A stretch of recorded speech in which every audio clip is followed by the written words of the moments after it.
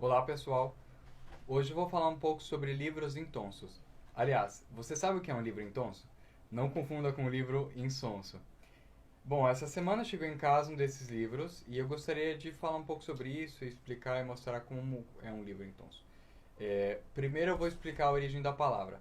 Ela vem do verbo latino tondeo tondere, que significa tosquiar, ceifar, desbastar, colher, enfim, tudo que está nesse campo semântico relacionado a cortar. Eu acho interessante lembrar que a palavra latina para barbeiro é tonsor.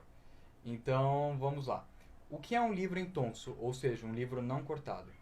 Bom, um livro em tonso é um livro em quarto ou em oitavo que não teve as margens desbastadas. Eu vou usar esse aqui de exemplo e assim fica mais fácil de visualizar. É, Esse livro foi dobrado durante o processo de impressão e encadernação, então não dá para abrir ele. Aqui eu tenho essa segunda edição de A Cidade das Serras e vamos supor que você estivesse passeando por Coimbra, no seu Tílburi, na virada do século XIX para o XX, e quisesse ler esse livro.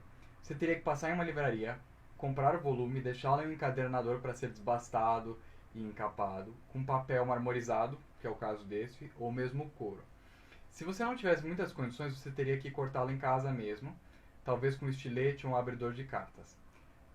Eu lembrei com tudo isso que em Madame Bovary existe um trecho que descreve a biblioteca de Charles Bovary, com livros não cortados e sem encadernação, porque diferentemente de hoje, um livro deveria ser levado até um encadernador, onde ele teria essas margens desbastadas e seria feita uma capa, de acordo com o poder aquisitivo do autor.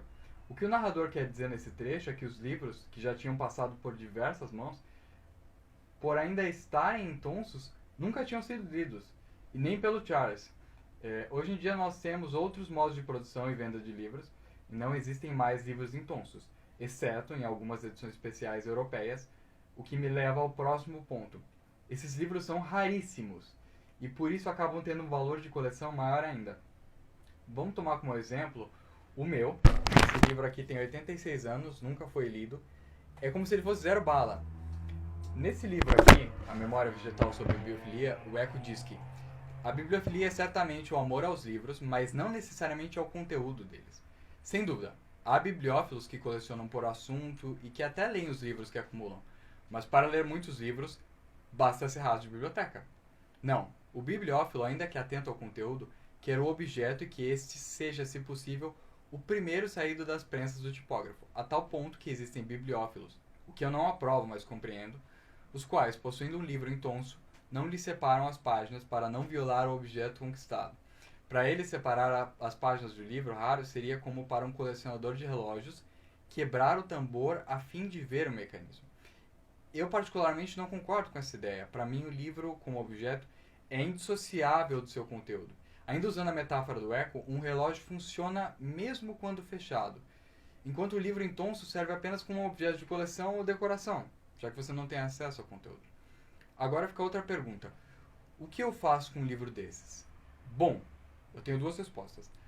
A primeira é que você corta, lê o livro, e a segunda é que você pode deixar ele como está e ficar sem saber o que está escrito. No caso desse livro, eu poderia usar uma navalha, um estilete e cortar ele, mas como é uma segunda edição autografado, eu vou levar em uma encadernação e talvez encapar ele com couro.